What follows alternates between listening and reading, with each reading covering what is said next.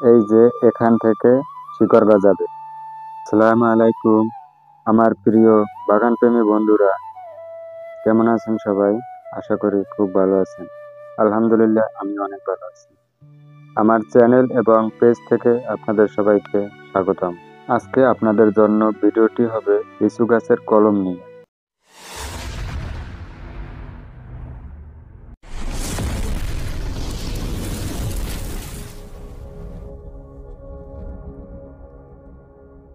যাক, ভিডিওটি শুরু করি। প্রথমে আমি একটি গামলায় মাটি নিলাম। গুটি কলম কাটার জন্য সব উপকরণগুলো কাছে রাখতে হবে।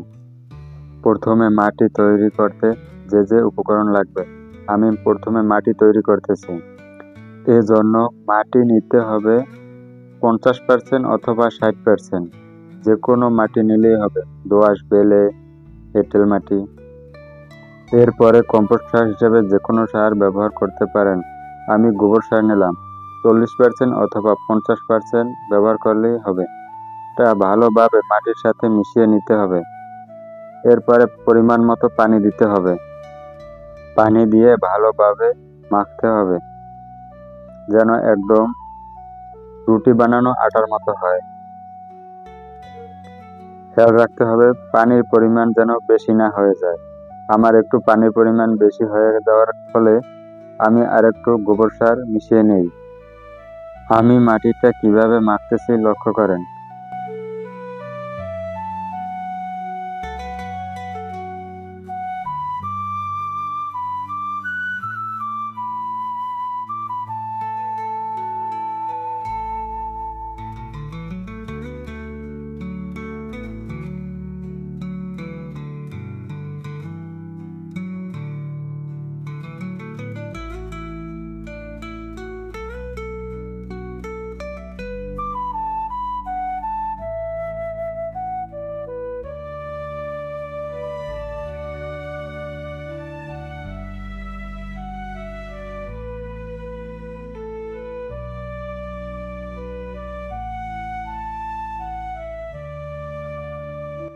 আপনারাও এইভাবে মাখবেন।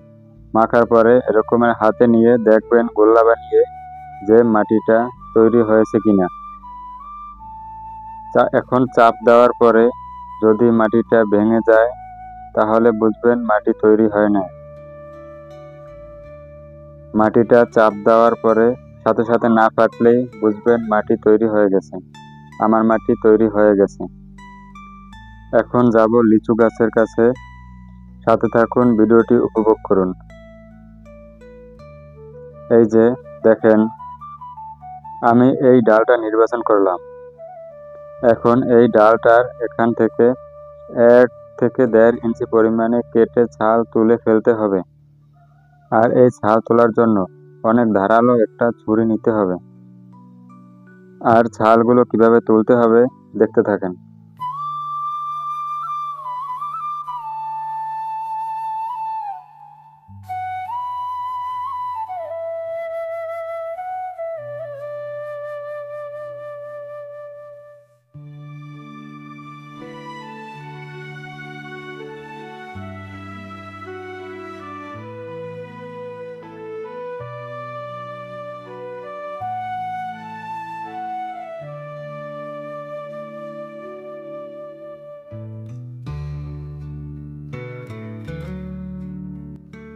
এইভাবে চারোপাশ থেকে ছালটা সুন্দরভাবে তুলে নেবেন, যেন একটুও কোথাও ছাল না থাকে।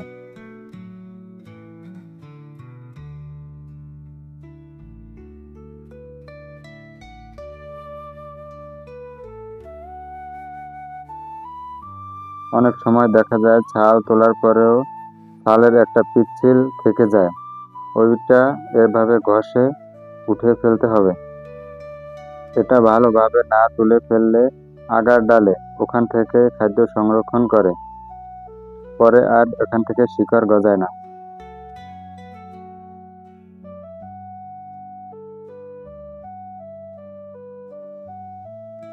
এই যে আমার সম্পূর্ণ ছাল তোলা শেষ। কিভাবে ছালটি তুললাম দেখেন।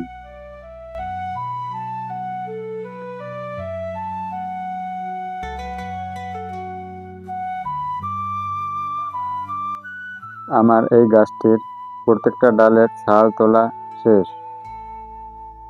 দেখেন আমি কোন কোন ডালগুলো নির্বাচন করে ছাল তুলেছি। ছালগুলো তোলার পরে ওই জায়গাটা শুকানোর জন্য 1 থেকে 2 ঘন্টা রেখে দিলাম। একটু শুকিয়ে নিলে ভালো হয়। এই ডালটার এই যে এখান থেকে শিকড় গজাবে। আর কিভাবে ডালটার ছালটা তুললাম।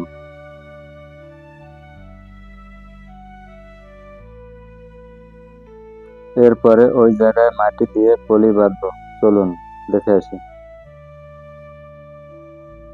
এর জন্য উপকরণ হিসেবে লাগবে পলি এবং যে কোনো ধরনের দড়ি। যে দড়ি 3 মাসের মধ্যে নষ্ট হবে না।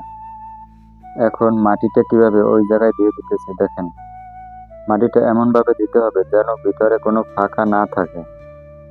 এরপরে উপর থেকে শক্ত করে পলিটা পেঁচিয়ে দিতে হবে। পলিটা পেঁচিয়ে দেওয়ার পরে হালকা চাপ রেখে 2 সাইড বেঁধে দিতে হবে যেন ভিতরে কোনো বাতাস প্রবেশ না করে।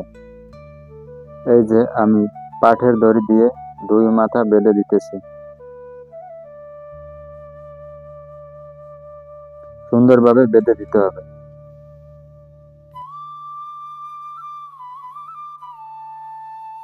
সুন্দরভাবে পেঁচিয়ে দিতে হবে যেন ভিতরে বাতাস পানি কিছুই না ঢুকে।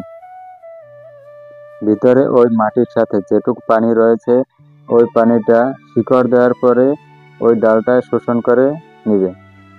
এই যে আমার সম্পূর্ণভাবে বাঁধা একদম শেষ। দেখছেন তো কিভাবে বাঁধলাম। এরপরে আপনারা বাড়িতে ট্রাই করতে পারেন। আশা করি ইনশাল্লাহ হবে। আমি এবার লিচু গাছে অনেকগুলো কলম করলাম। দেখেন অনেকগুলো কলম। আপনাদের যদি কারো যে কোনো ধরনের চারা প্রয়োজন হলে কমেন্ট করে জানাবেন অথবা স্ক্রিনে দেওয়া নাম্বারে কল দিবেন। আর ভিডিওটি আপনাদের কেমন লাগলো কমেন্ট করে জানাবেন এবং ভিডিওটি ভালো লাগলে লাইক দিবেন এবং ভিডিওটি অন্য বন্ধুদের দেখার জন্য শেয়ার করে দিবেন। আর এ ধরনের ফার্মিং এবং নার্সারি জাতীয় ভিডিও সবার আগে পেতে ইউটিউব চ্যানেল থেকে দেখলে ইউটিউব চ্যানেল সাবস্ক্রাইব করে রাখবেন এবং ফেসবুক পেজ থেকে দেখলে ফেসবুক পেজ ফলো দিয়ে সাথে থাকবেন। আর যে কোনো ধরনের পরামর্শ প্রয়োজন হলে কমেন্ট করে জানাতে পারেন। আশা করি ভালো পরামর্শ পাবেন। আজকের ভিডিওটি এ পর্যন্তই। ভিডিওটি সম্পূর্ণ দেখার জন্য আপনাদের সবাইকে অনেক ধন্যবাদ। সবাই ভালো থাকবেন। আল্লাহ হাফেজ।